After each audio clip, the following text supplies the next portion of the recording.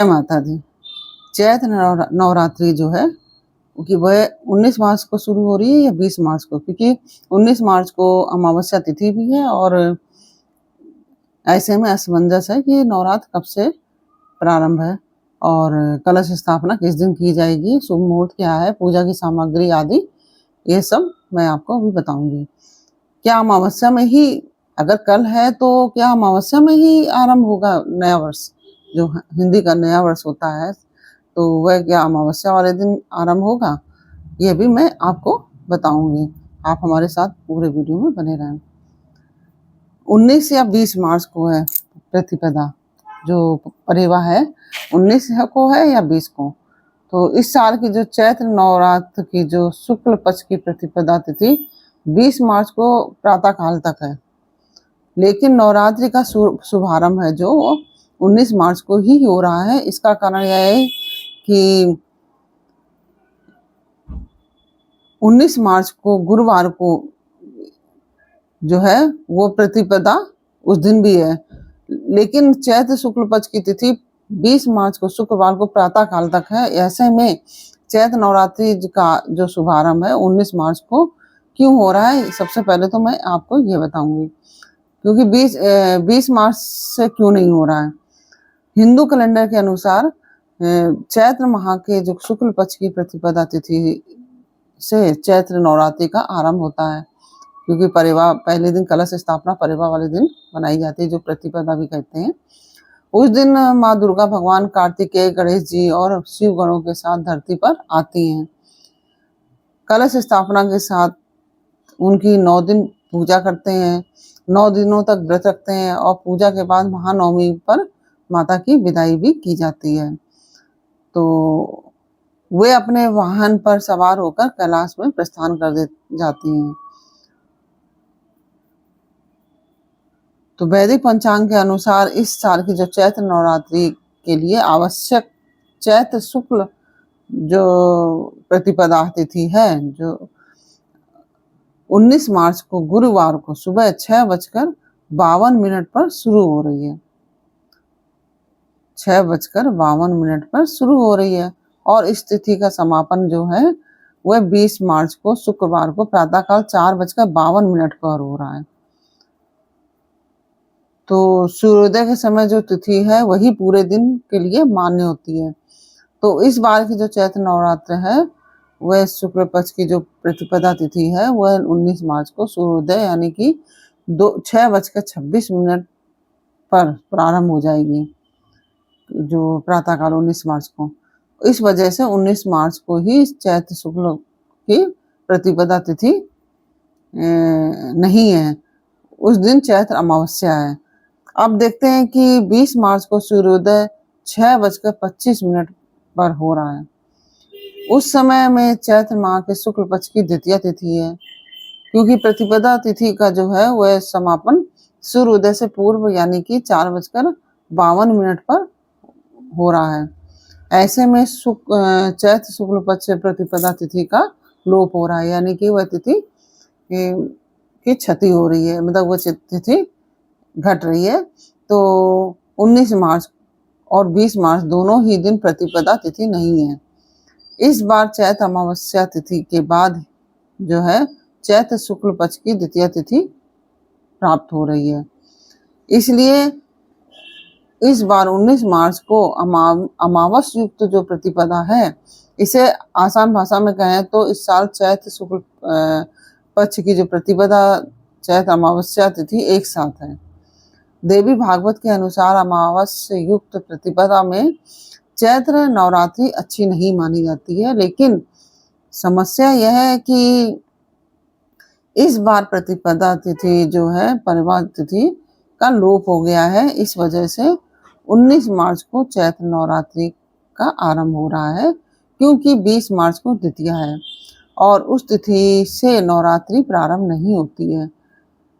यदि यह प्रतिपदा युक्त द्वितीया होती तो फिर 20 मार्च से चैत्र नवरात्रि का प्रारंभ हो सकता था। 19 मार्च से शुरू हो रही चैत्र नवरात्रि जो है उसमें कलश स्थापना के लिए 2 शुभ मुहूर्त हैं। अभी तक तो मैंने आपको बताया कि किस दिन है चैत्र की नवरात्रि प्रतिपदा कब मनाई जाएगी, वह 19 तारीख को मनाई जाएगी। तो अब मैं बता रही हूँ कलश स्थापना का शुभ मुहूर्त। 19 मार्च से शुरू हो रही है चैत्र की नवरात्रि की जो कलश स्थापना के लिए 2 शुभ मुहूर्त हैं। और कलश स्थापना और देवी जी के पूजन का जो सुबह में करना ज़्यादा फलदायी होता है। इसके बाद अभिजीत मुहूर्त अच्छा माना गया है। तो जो पहला मुहूर्त है वह सुबह का है, प्रातःकाल। सुबह में कलश स्थापना मुहूर्त है 6:52 से लेकर 7:43 के बीच में आप कलश स्थापना कर सकते हैं। मान लीजिए आपने 7:40 पे या 42 पे भी कलश स्थापना शुरू कर दी है, दीपक जला दिया है, तो आप पूजा चाहे किसी भी टाइम तक करते रहिए, क्योंकि शुभ मुहूर्त में कलश स्थापित हो जाना चाहिए और दीपक जल जाना चाहिए कलश का। तो आप इस बीच में आप 6:52 से लेकर 7:43 के बीच में कलश स्थापना कर सकते हैं। और दूसरा मुहूर्त है दोपहर में, जो कलश स्थापना का मुहूर्त है जो दूसरा वाला, वो अभिजीत मुहूर्त है, जो कि प्रतिदिन आता है। तो 19 तारीख को जो अभिजीत मुहूर्त है वह 12:05 से लेकर 12:53 के बीच में है। तो इस बीच में आप कलश स्थापना कर सकते हैं। तो ये मैंने 2 मुहूर्त आपको कलश स्थापना के बताए। तो अब है क्या अमावस्या में, तो मैंने ये भी आपको बता दिया कि अमावस्या तिथि में कलश स्थापना नहीं हो रही है, क्योंकि 19 मार्च को गुरुवार के दिन जो हो रही है वो अमावस्या मिश्रित प्रतिपदा है और उसमें स्थापना होगी माता की। और इसमें सामग्री क्या लगेगी, एक कलश लगेगा, आप चाहें तो मिट्टी का ले लें या फिर आप कोई तांबे या पीतल का भी ले सकते हैं। आपके पास जो संभव हो वो कलश ले लें और उसमें बांधने के लिए मौली, कलश स्थापने के लिए, और शुद्ध जल, गंगा जल मिश्रित शुद्ध जल ले लें और अक्षत पुष्प उसके ऊपर रखने के लिए एक कटोरी चाहिए और उसमें आप चावल गेहूँ जो भी डाल सकें वो डालिए उसमें, उसके ऊपर रख के कलश के ऊपर रखने के लिए एक नारियल चाहिए, जो कि जटा वाला नारियल होना चाहिए। और उसके लिए उसमें माता की एक लाल चुन्नी लीजिए, उसको आप उसमें लपेट दीजिए और यह कलश स्थापना के लिए। और सुपारी, इलायची, लौंग, पान, ये सब चीज़ें, अक्षत, ये सब चीज़ और दक्षिणा जो है वो कलश स्थापना में आवश्यकता होगी। तो इसमें कलश स्थापना करते समय आप ये, और जवारे के लिए जौ, शुद्ध मिट्टी आदि जवारे बोने के लिए चाहिए। तो इस तरह से आप, और माता के जो पूजन की थाली में आप अक्षत होना चाहिए, रोली, सिंदूर, पुष्प, इत्र, सुहाग का सामान, अगर आपकी इच्छा हो तो प्रतिपदा में भी चढ़ा सकते हैं, नहीं तो अष्टमी वाले दिन अवश्य चढ़ाइए।